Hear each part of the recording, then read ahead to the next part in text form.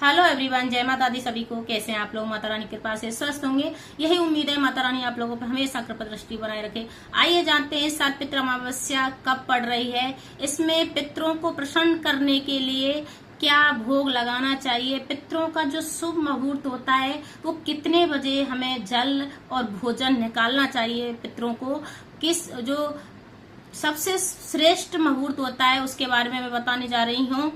तो लोगों को नहीं पता, कुतुब मुहूर्त होता है जो सबसे सर्वश्रेष्ठ माना जाता है पितरों को खुश करने के लिए। ये मुहूर्त 11:50 से प्रारंभ हो रहा है और 12:38 पे इसका समापन हो रहा है। तो इस बीच में हम पितरों को खुश करने के लिए उनको भोग लगाया जाता है। हमें सर्वप्रथम अपने प्रश्नों को जो विशेष कार्य होते हैं जो हमने 16 दिन नहीं किए हैं, तो हम लास्ट का जो अमावस्या पड़ती है, जो पितर अपने लोक को पधारते हैं, तो हमें उनके लिए क्या क्या ऐसे विशेष कार्य करने होते हैं जो हमें 16 दिन का फल मिल जाए और हमें पितर लौटते समय हमें अपने आशीर्वाद से देते हुए जाएं, जिससे हमारे घर की सुख समृद्धि वापस आए, सुख समृद्धि का वास हो। उनसे सबसे मेन चीज धन दौलत जो भी है, सारी चीजों की उन्नति प्रगति होती है। अगर हमारे पितृ खुश हैं तो सब चीज घर में आनंद होता है। पितृदोष कभी भी नहीं लगता अगर हम पितृदोष को पितरों को खुश कर लेते हैं। तो आइए जानते वो विशेष कार्य ऐसे कौन कौन से हैं जो हमें करने चाहिए।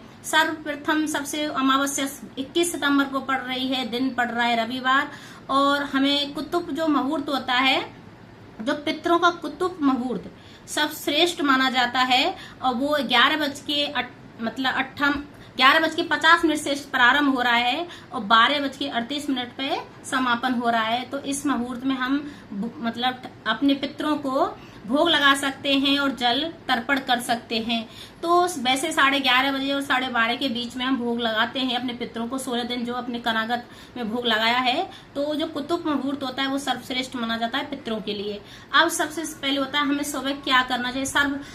अमावस्या के दिन हमें जल्दी उठना है, अपने घर की साफ सफाई करनी है, फिर हमें नहाना है, धोना है और अपने किचन में कढ़ाई चढ़ा लेनी है। हर लेडीज को कढ़ाई जरूर चढ़ानी चाहिए अमावस्या के दिन, क्योंकि जो हमारे पितृ होते हैं उनकी तिथि के बारे में हमको नहीं पता होता है, तो हम लास्ट के दिन जो अमावस्या पड़ती है हम सबके नाम का भोजन निकाल सकते हैं और जल निकाल सकते हैं, जिससे हमारे पितृ खुश होते हैं। जो कढ़ाई चढ़ती है उसकी जो सुगंध होती है, उसको वो जो छत होती है, जो मुडेरा बोला जाता है, उस पे बैठे रहते हैं और वो सुगंध को सूंघते हैं, तो बहुत फल मिलता है और वो अपनी बच्चों को आशीर्वाद दे के जाते हैं जो अपने लोग को पधारते हैं।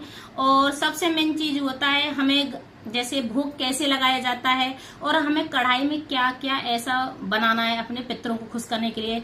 तो दाल के बड़े बना सकते हैं और तोरई की सब्जी बना सकते हैं, कि तोरई की सब्जी सर्वश्रेष्ठ मानी जाती है। और सबसे मेन होता है पकौड़ी बना सकते हैं, खीर पूड़ी बना सकते हैं, और कढ़ाई जरूर चढ़ानी चाहिए। फिर आता है कि हमें भोग कैसे लगाते थे। जो बैसांदर और अग्यारी बहुत लोग नहीं जानते हैं, अग्यारी कैसे लगाते हैं पितरों के नाम से। तो जो गाय का उपला होता है या भैंस के गाय का उपला जो भी होता है उसको ले सकते हैं। जैसे जिसके पास जो चीज है उसको लेके अपना भोग लगाना है, गैस पे गरम करना है उसको उपले को, फिर अच्छे से उसको गरम कर लेना है, एकदम खिल जाए वो। फिर हमें भोग लगाना है, जो पकवान हमने बनाए हैं उसका भोग लगाना है और जल देना है, पितरों के नाम से देना है। और पितरों का जो माफी होती है, क्षमा मांगते हुए कि हम आपके बच्चे हैं, हमसे जो भी गलती हो गई हो उसको माफ कर देना। हे पितृदेव, हमेशा अपनी कृपा दृष्टि हमारे घर पे बनाए रखना। तो इस प्रकार से हमें बोल देना है और पितरों को अपने विदा करने के बाद फिर दूसरे दिन हमें पीपल में जल जरूर देना है अमावस्या के दिन। पर उस दिन रविवार पड़ रहा है, तो रविवार को पीपल में जल नहीं दिया जाता है, इस बात का भी विशेष ध्यान रखना है।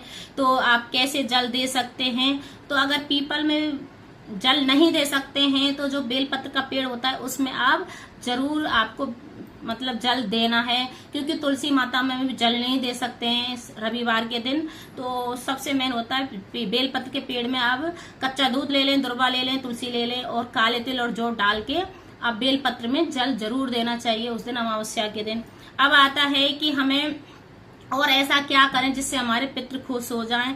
तो हमें शाम को दीपक जरूर लगाना है पितरों के नाम से, दक्षिण दिशा की तरफ फेस करते, उसमें काला तिल डाल के हमें दीपक जरूर लगाना है। और सबसे मेन चीज, जैसे बहुत लोग बोलते हैं कि दूसरे दिन नवरात्रा पड़ने वाले हैं, क्योंकि परवा से नवरात्रा स्टार्ट हो जाएंगे, 22 तारीख को नवरात्रा पड़ेंगे। तो एक जब दोपहर को हमें पितरों को विदा करने के बाद कटिंग वगैरह करा सकते हैं, महिला जो पुरुष जो भी हैं थ्रेडिंग वगैरह बनवा सकते हैं।